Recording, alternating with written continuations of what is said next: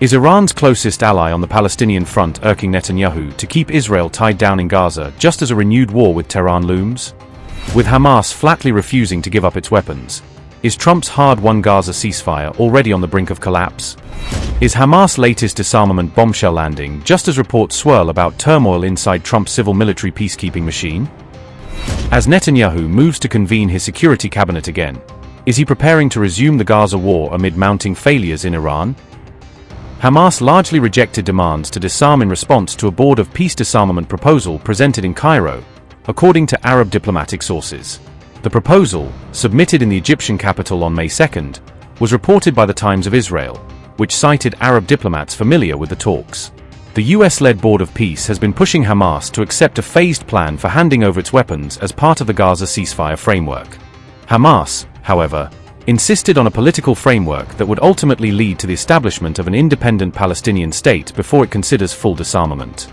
The group demanded more definitive and binding guarantees on statehood and rights before entering any serious discussion on the handover of its weapons.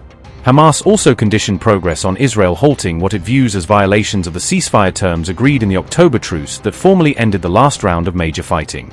These complaints come as Israel continues to expand its control over territory in and around Gaza and imposes restrictions that disrupt the flow of humanitarian aid into the Strip, according to regional reports. An Arab diplomat quoted in coverage said the United States should apply more pressure on Israel to fully uphold its ceasefire commitments under the existing agreement. The same diplomat argued that such pressure is unlikely while Washington remains primarily focused on managing its confrontation with Iran. Against this backdrop, Israeli Prime Minister Benjamin Netanyahu is expected to convene his security cabinet on May 4th to review the evolving situation. The meeting is expected to address developments in Iran as well as contingency planning for a possible return to large-scale fighting in Gaza. This comes after US President Donald Trump said he was dissatisfied with Iran's latest ceasefire proposal and signaled a harder line if talks fail. Trump said he had been briefed on military options, including what he described as ways to blast the hell out of them if no agreement is reached. In response, a senior Iranian official has warned that a renewed war with the United States is now likely if the diplomatic track collapses. Brigadier General Mohammad Jafar Asadi said that a renewed conflict between Iran and the United States is likely, signaling Tehran's belief that the current pause may not last.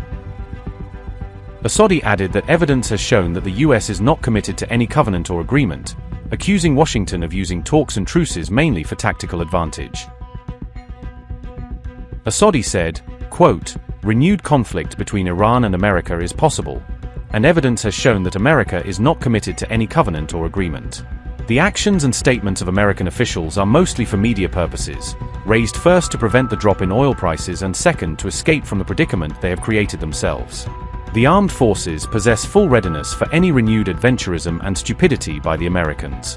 Not only the armed forces and the people, but also political groups that sometimes had differences of opinion, have today reached the understanding to maintain unity." Unquote. His warning comes amid reports that Iran is quietly rebuilding its missile arsenal and launch infrastructure, restoring a large share of its pre-war capabilities.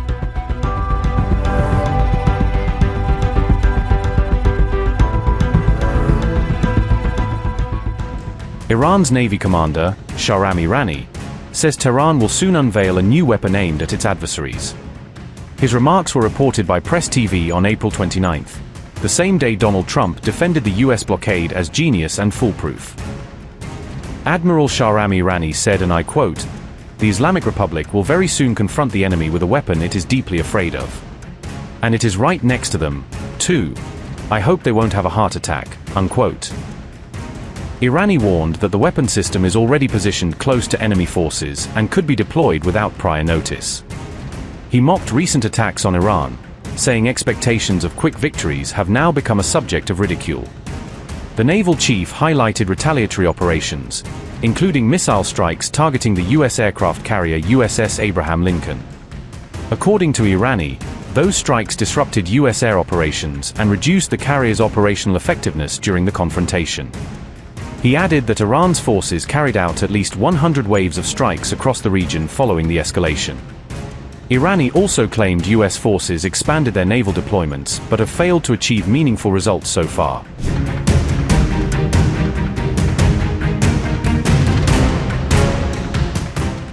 Meanwhile, senior Iranian advisor Mohsen Rezai has warned that any renewed conflict would be catastrophic for the United States. Mohsen Rezai said, and I quote, "History will record that the Iranian nation sank the American superpower in the Persian Gulf and the Sea of Oman," unquote.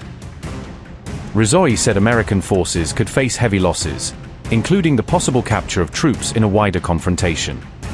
He claimed Iran has retained significant military capability despite recent attacks, according to Press TV. The advisor also pointed to growing global energy concerns following Iran's restrictions in the Strait of Hormuz. Rezai said the least costly option for Washington would be to accept Iran's conditions and move toward ending hostilities. He also dismissed speculation about Iran's leadership, insisting the country remains firmly in control of its internal affairs.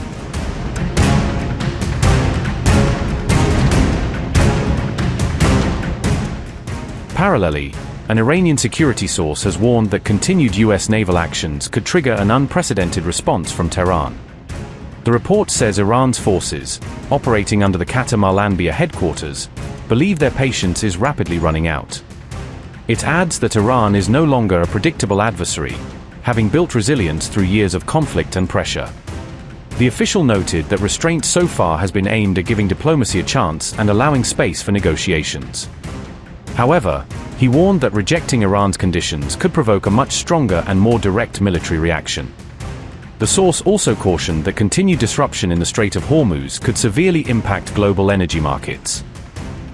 The source warned that a prolonged blockade could ultimately hurt the United States more than it harms Iran itself.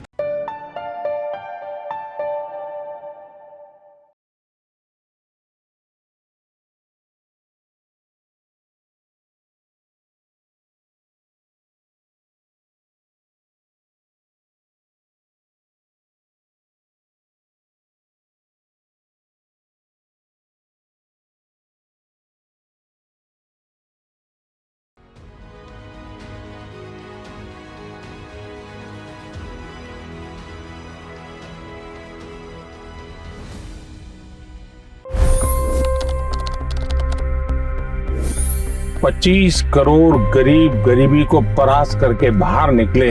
For the good of our nation, let's work together and let's truly make America great again. The fastest news breaks. Requested PM saying that look, you will have to speak to Putin and to Zelensky. The biggest news makers. The relationship with India is probably the most important bilateral relationship the US will have for the rest of this century. The capital delivered quite an election result today. Expert analysis. The million-dollar question today is how to stop this dance of death. Ground reports. I'm standing at the crossroad of the Kumbh Mela. Behind me are more than 100 entry ghats. Long-form interviews. Exclusionary politics is reflected in Manipur case as well. You don't bother because this is a small state. Deep dive into burning issues. It's often said DRC could be the richest country in the whole world. It's because of what sits underneath. Why exactly did the US topple the Sheikh Hasina government? HD videos. We don't just break news, we break it down.